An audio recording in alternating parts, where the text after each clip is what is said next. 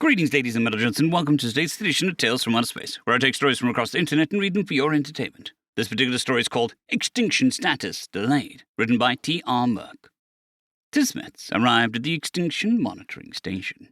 He is confused about why the station had been operating for so long. Normally, when a primitive civilization has been discovered to be on the brink of extinction, a station would be in service for 100 cycles, maybe 3. This station had been in service for over 2,000 cycles, and there were no reports that its time was coming to an end. As he opened the operation doors, the sight that greeted the bureaucrat made his skin almost leap from his body.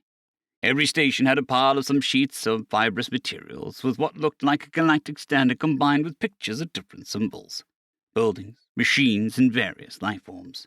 There was only one crew member who was moving, and even then, the disheveled Wolfkarov looked as if her fur was almost all fallen out, and she had only been assigned to the station a cycle ago.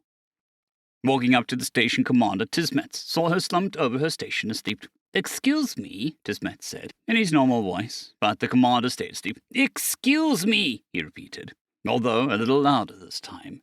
It was enough to rouse the sleeping crew member next to the commander, whose eyes shot open upon seeing the bureaucrat. "Excuse me!" Tismets couldn't hold back his anger any more. How anyone could let themselves fall asleep at their station was beyond him. Commander Yarfarlin jumped up, waking. "Did they blow up another nuke today?" she asked, looking around, unable to focus clearly. Tismet's presence remained unnoticed by Yarfarlin, but not the lack of notice by Tismets. "Commander Yarfarlin, what is the meaning of this? I sent a message 2 subcycles ago about my visit, and your station, which looks like it's been through a war." His hands motioned towards all the mess, and the subordinates went back to sleep next to the commander. "And what is a nuke?" Yarfarlin yawned before sitting back in her chair. Her lack of fear at the bureaucrat standing next to her confounded Tismets. Standing up, Yarfarlin looked down at Tismets, whose ancestral fear of larger creatures crept in, especially with how Yarfarlin was looking at him. "Sir, I thought it was clear in my last message that the reason the station is still in service is that the species where we are monitoring has not yet reached an extinction event." Tismets nodded. "Yes, I can see that, but you didn't say what the extinction event was. First report said that it was going to be a plague, then war, then plague again, then war, then technological apocalypse, creation of a singularity, then pollution, then war, the atmospheric annihilation, grey goo, the pollution. And that's before I looked into the ridiculously long history of the station, and all the reports say the same thing, minus the technological means of destruction, such as nanobots or fission reactors." Yarfarlin nodded. "Yes, sir. We thought the oxygen-rich environment of their atmosphere would reach superheated status when they detonated their first nuclear fusion bomb, let alone when they made their 3rd-generation fusion bombs." The words sent a shiver down Tismet's spine. One of the most dangerous experiments for a primitive species to perform, an unshielded exposure to the planet's atmosphere, always resulted in planet-wide extinction events. And this species turned it into a weapon and exposed their atmosphere to it on purpose, and repeatedly. "What?" was all Tismets could say. "Oh yes, everything in my report is true." Yarfarlin picked up a stack of fibrous sheets. "Nuclear detonations, 2,182, though only 2 NE-60 have been officially reported by their planet. Weaponized viruses capable of ending their species, 3,952. Their number includes the one accidentally weaponized. Scientific experiments capable of generating a singularity. Nearly every day now for the past 40 cycles. They accelerate particles to near light velocity and collide them intentionally. Ecological disasters that should have made their planet unlivable, both sentient-made and non-sentient-made. We stopped counting after 1,000,000. Yarfarlin dropped the stack. "Oh, and we started using paper, as they call it, because our trying to record the events digitally did not keep up with how fast things happened. We also needed to develop a shorthand writing method to get basics down so that we can expand on them later." Looking over the stacks on all the stations. "We have a backlog. 3 archival AIs suffered cascading logic failures attempting to categorize their behavior. All 3 concluded that they are simultaneously suicidal and immortal." Tismet shook his head to clear the confusion, but it seemed to be the standard mode his brain was on now. "How can a species be so reckless and yet wait? Why were only 122 acknowledged? Surely they don't hide these deadly planet-eating events from the other members of their species." Yarfarlin stared at him for several seconds. "Do you think they know about all the acknowledged ones?" Tismet froze for what seemed like an eternity to him as his brain struggled to process the information, needing him to pick up one of the sheets of paper without thinking. This appears to be galactic standard, and I can understand this writing surprisingly, reading over the report as the commander spoke. Well, that is one of their biggest qualities. They are almost impossible to kill off as a species. Their bodies adapt to everything. Sitting back down in her chair, she pulled up a hologram on the planet with its glowing dots on it. These are known locations of 10 or more living together, either in permanent or temporary settlements.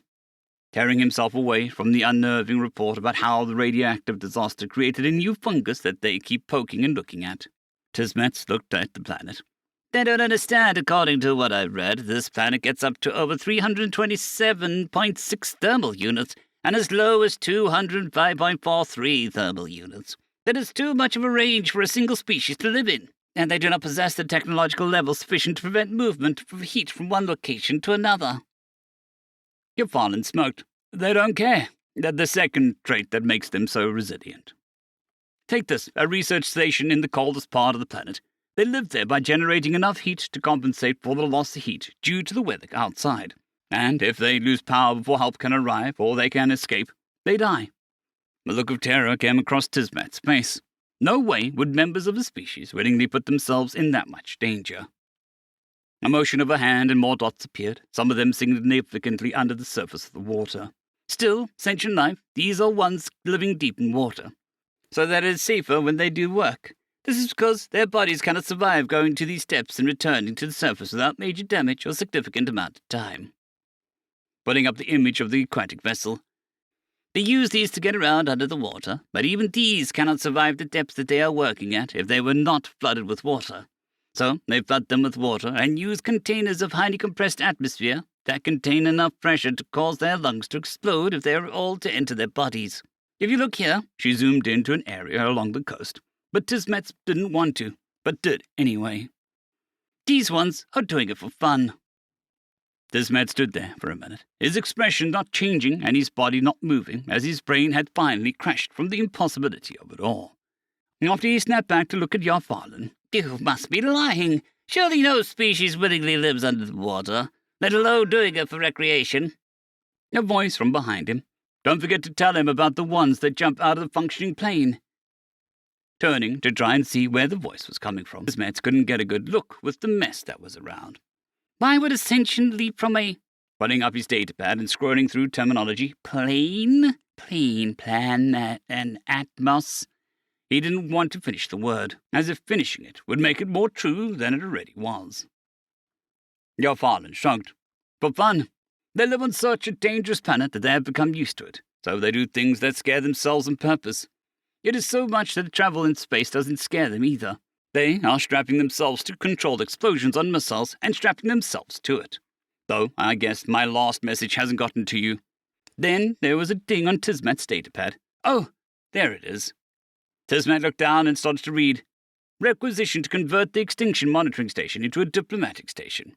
Why would we do that when the species has been determined to be doomed to extinction? Yavana nods, because I think the status needs to be reevaluated, as it is only a matter of time before they send one trip this way, on purpose. I think we need to get a welcome mat out. End of story.